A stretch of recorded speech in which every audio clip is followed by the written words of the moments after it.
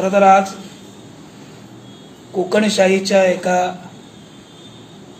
उपक्रमाबाबत बोलण्यासाठी मुद्दामून फेसबुकला लाईव्ह आलोय।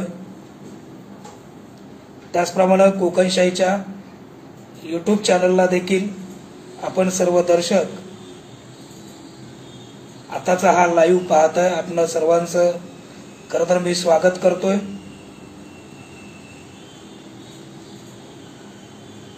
खरं तर कोकणशाहीनं आजपर्यंत मागील 1.5 वर्षात या समाजाला एक दिशा देणारं एक पाऊल प्रगतीच्या दिशेला पुढे टाकण्यासाठी आपल्या डोक्यामध्ये एखादी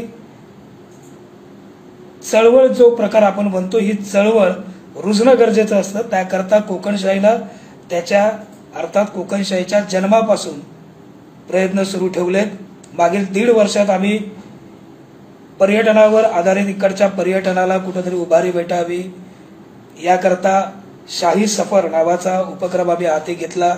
त्यानंतर आमच्या पहिल्या वर्धापन दिनी अर्थात 15 ऑक्टोबरला मागील वर्षी पहिला वर्धापन दिन झाला आणि 15 ऑक्टोबरला आम्ही उद्योजक मेळावा हाती घेतला। उद्योजकांना त्यांच्या हक्काचं व्यासपीठ मिळावं, त्यांच्या अडीअडचणी समस्या या त्या मंचावरती मांडल्या जावेत आणि त्या सोडवण्यासाठी कुठेतरी इकडचे राजकीय असेल प्रशासन असेल या सर्वांनी प्रयत्न करावेत। या खऱ्या अर्थानं उद्देशानं आम्ही तो उद्योजक मेळावा घेतलेला आणि उत्स्फूर्त असा प्रतिसाद अर्थातच त्या कोकणशाहीच्या उद्योजक मेळाव्याला मिळालेला।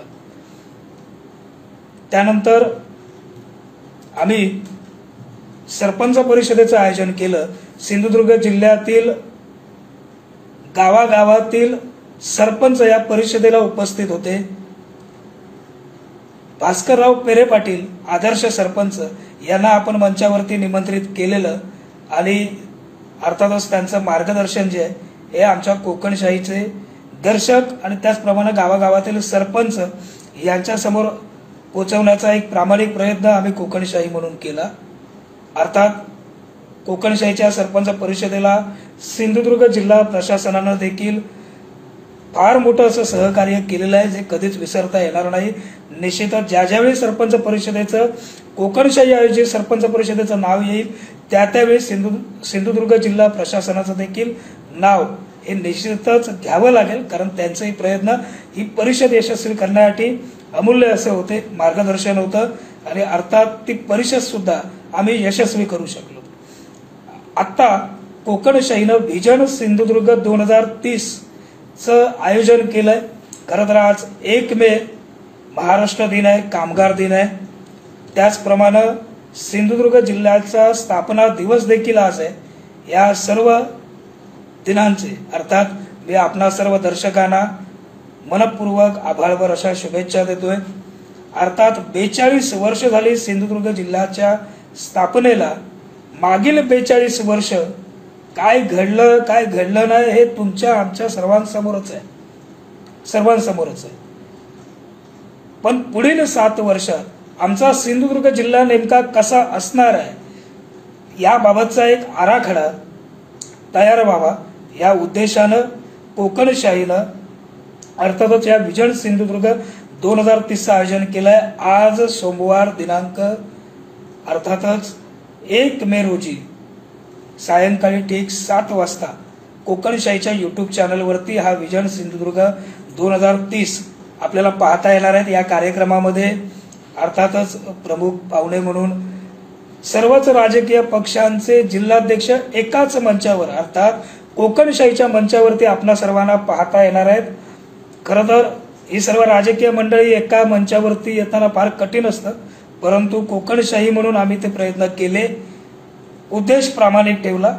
त्यामुळे हा देखील कार्यक्रम आम्ही निश्चितच यशस्वी करू असा विश्वास आहे। आज सायंकाळी 7 वाजता हे सर्व राजकीय पक्षांचे जिल्हाध्यक्ष कोकणशाहीच्या मंचावरती एकत्र येणार आहेत। भारतीय जनता पार्टीचे जिल्हाध्यक्ष राजन तेली, त्याचप्रमाणे राष्ट्रीय काँग्रेसचे जिल्हाध्यक्ष इर्शादभाई शेख, राष्ट्रवादी काँग्रेसचे जिल्हाध्यक्ष अमित सामंत, शिवसेनेचे जिल्हाध्यक्ष संजय आगरे, त्याचप्रमाणे उद्धव बाळासाहेब ठाकरे यांच्या शिवसेनेचे जिल्हाध्यक्ष सतीश सावंत आणि महाराष्ट्र नवनिर्माण सेनेचे सरचिटणीस तथा माजी आमदार परशुराम उपरकर ही सर्व मंडळी या मंचावरती येणार आहेत आणि एकूणच सिंधुदुर्ग जिल्ह्याच्या पुढील 7 वर्षाचा विकास, सर्वांगीण विकास, सिंधुदुर्ग जिल्ह्याच्या पुढील 7 वर्षाचा आराखडा नेमका कसा असणार आहे याबाबतचा एक आराखडा म्हणू, लेखाजोखा म्हणू, हा अर्थातच भविष्यातील सिंधुदुर्ग कसा असणार आहे हे आपल्याला या सर्वांकडून ऐकायला भेटणार आहे। त्याचप्रमाणे विविध क्षेत्रातील मान्यवर मंडळी देखील या कार्यक्रमामध्ये सहभागी होत आहेत।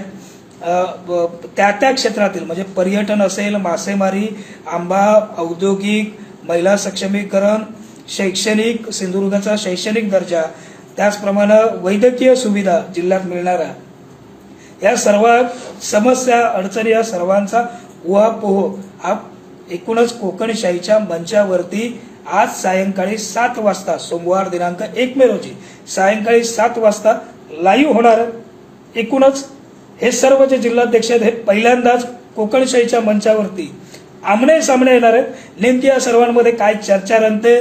खरं तर एखादा कुठलाही प्रकल्प आला तर त्या प्रकल्पाला सुरुवातीला कुठून या पक्षाचं समर्थन असेल तर त्या पक्षाचा विरोध असतो, या पक्षाचं समर्थन त्या पक्षाचा विरोध असतो, परंतु तो प्रोजेक्ट ज्या दिवशी सक्सेस होतो त्या दिवशी मात्र सर्वजण श्रेय घ्यायला पुढे येतात।